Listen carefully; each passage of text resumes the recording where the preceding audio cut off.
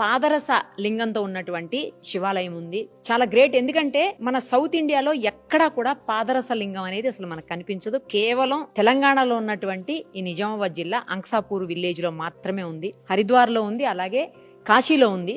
తర్వాత మళ్ళీ మనం ఇక్కడనే చూడొచ్చు. దాదాపు 516 కేజీల బరువు ఉన్నటువంటి పాదరస లింగం ఇది. రసలింగేశ్వర స్వామి అని అందుకే రాసున్నారు. 20 ఏళ్ల క్రితం ఈ స్వామి వారిని ఇక్కడ ప్రతిష్ఠించారని చెప్పి చెప్తున్నారు.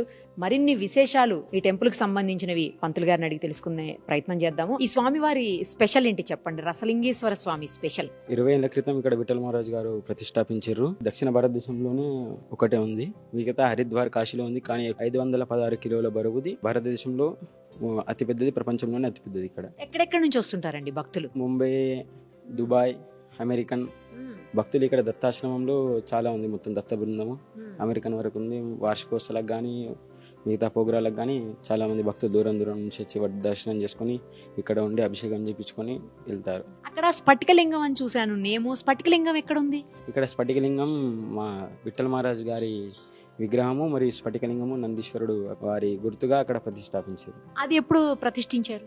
అది విఠల్ మహారాజ్ గారు కాలం చేసిన తర్వాత ప్రతిష్టాపించారు. ఎంతో మంది వారి భక్తులు మరియు దత్త ఉపాసకులు ఆయన ఇక్కడ గురువు మరియు కాశీలో జపం చేసుకున్న తర్వాతనే 20 ఏళ్ల కిందటనే ఈ విగ్రహం ప్రతిష్టాపించారు. అక్కడ శివాజ్ఞతోటి కాశీలో తయారు చేసుకుని పాదరసంతో 516 కిలోలు ఇక్కడ ప్రతిష్టాపించారు. ఇక్కడ ఉన్నటువంటి ఈ పాదరస లింగం గురించి స్పెషల్ ఏంటి? అలాగే ఈ టెంపుల్ అసలు ఎప్పుడు కట్టించారు? వివరాలు చెప్పండి.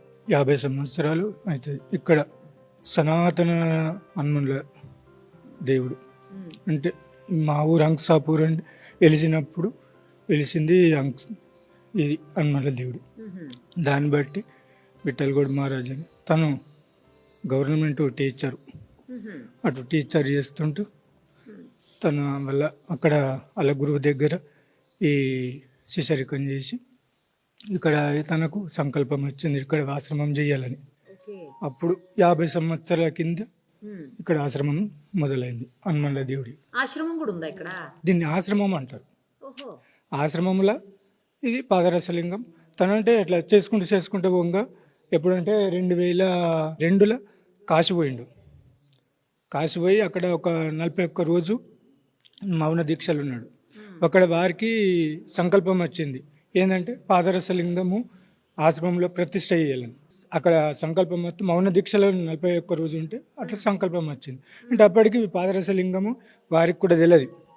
అక్కడ ఉన్న మహాత్ములతో మరి ఇట్లా పాదరసలింగం చేయాలని ప్రతిష్ఠించాలని చెప్పి తన అడిగిండు. అక్కడ అడిగితే వారు అక్కడ చిన్న చిన్న ఉంటున్నాయి చెయ్యొచ్చు అని అంటే వారికి ఫస్ట్ ఏమనుకున్నట్టే 111 కిలోలు చేపిద్దామా అని అనుకున్నాం. తర్వాత ఏమైందంటే 111 కిలోలు చిన్నగా అవుతుంది కానీ అట్లా అనుకుని 511 కిలోలతో చేయించి అప్పుడు మంచి పీఠాధిపతులతో కూడా ఇట్లా చెప్తే పాదరసలింగం అంటే మామూలుగా కాదు, దాన్ని చేసుకున్న వారు దాన్ని ఇది ఎట్లుందంటే పాదరసలింగం చేసిన వారు కాలం చేస్తారు అంటే అంత డేంజరు అని హంపి పీఠాధిపతి గారు, పుష్పగిరి పీఠాధిపతి గారు, మన ఇది గణపతి సచ్చిదానంద వాళ్ళందరూ ఎవ్వరు కూడా దాన్ని జోలుకోకు, అది బాగుండదు, నువ్వు ఉన్న వీడితో చేసుకోని అన్న కానీ నేను ఒక్కుని పోయినా కానీ పబ్లిక్కి అయితే ఇది అవుతుంది కానీ తను అట్లనే వారు మహారాజు గారు అట్లా చేయించి కాశీ నుంచి తీసుకొచ్చి ప్రతిష్ట 2013లోనేమో భూమి పూజ అయింది, 4లోనేమో ప్రతిష్ట అయింది. 2 ఇప్పుడు ఆయన ఉన్నారా? లేడు. ప్రతిష్ట అయినాక ఒక 3-4 సంవత్సరాలకి 2010లో జరిగిపోయింది. జరిగిపోతే అప్పుడు తర్వాత మళ్ళా ఇక తనది అక్కడ విగ్రహం వేయించను.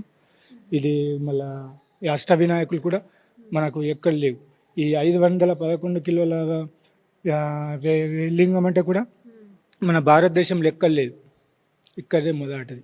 కాశీలో ఒక 11 కిలోలది ఉంటుంది, హరిద్వార్లో ఒక 11 కిలోలు ఉంటుంది. తర్వాత ఇక తీసుకొచ్చి ప్రతిష్ఠ చేసినాక ఈ అష్టవినాయకులు అక్కడ రాజరాజేశ్వర దేవి, దత్తాత్రేయుడు, ఇవన్నీ అష్టవినాయకులే. ఇవి మహారాష్ట్రలో తప్పించి ఎక్కడ లేవు. అంటే మహారాష్ట్రలో కూడా అక్కడొకటి ఉంటుంది కానీ మన దాట 4 మూలలకు 4 ఇట్లా అష్టవినాయకులు, దత్తాత్రేయుడు, మళ్ళీ తర్వాత రాజరాజేశ్వరి ఇట్లా. అక్కడ మళ్ళా 108 మెట్లతో గదస్తంభం ఉంటుంది, అది స్తూపం ఉంటుంది. దానిపైన మళ్ళా జ్యోతిర్లింగాలు 8, మళ్ళా పైన లింగము ఇట్లా. అంటే ఈడ మన తాటున్న ఎక్కడ కూడా లేవు. అంటే ఇట్లా అన్ని పాదరస లింగము దాని ప్రతిష్ట ఏంటంటే మన భారతదేశంలో 12 జ్యోతిర్లింగాలు అంటారు. 12 జ్యోతిర్లింగాలను దర్శనం చేసుకుంటే ఎంత మనిషికి మోక్షం ఉంటుందో, పాదరస లింగము ఒకసారి దర్శనం చేసుకుంటే అంత మోక్షం ఉంటుందని మా గురుగారు చెప్తుంది. ఇప్పుడు శిలమృత్తికలతో నిర్మించిన లింగం కంటే స్వర్ణలింగము 1,000,000 రెట్లు పుణ్యప్రదం. స్వర్ణం కంటే మణుల చేత రూపొందించిన లింగం 1,000,000 రెట్లు పుణ్యప్రదం. దానికన్నా నర్మదా నదీ తీరంలో లభించే బాణలింగం 1,000,000 రెట్లు శ్రేష్టం. బాణలింగం కంటే 1,000,000 రెట్లు పుణ్యప్రదం పాదరసంతో తయారు చేసిన రసలింగం అని వైద్య చింతామణిలో పేర్కొన్నారు. సో అన్ని లింగాల కంటే శ్రేష్టమైనది, ఉన్నతమైనది, మహోన్నతమైనది పాదరసలింగం. సో అందుకే అంతటి పేరు ప్రతిష్టలు, ప్రఖ్యాతులు, అలాగే భక్తులకు కోరిన కోరికలు తీర్చేటువంటి దైవంగా శివయ్య ఎప్పుడు ముందే ఉంటారు అందులో. ఇంకా ఈ రూపంలో ఉన్నటువంటి రసలింగ రూపంలో ఉన్నటువంటి లేదా పాదరసలింగ రూపంలో ఉన్నటువంటి శివయ్యని దర్శించుకోవటం అంటే నిజంగా ఎన్నో జన్మల పుణ్యమనే చెప్పాలి.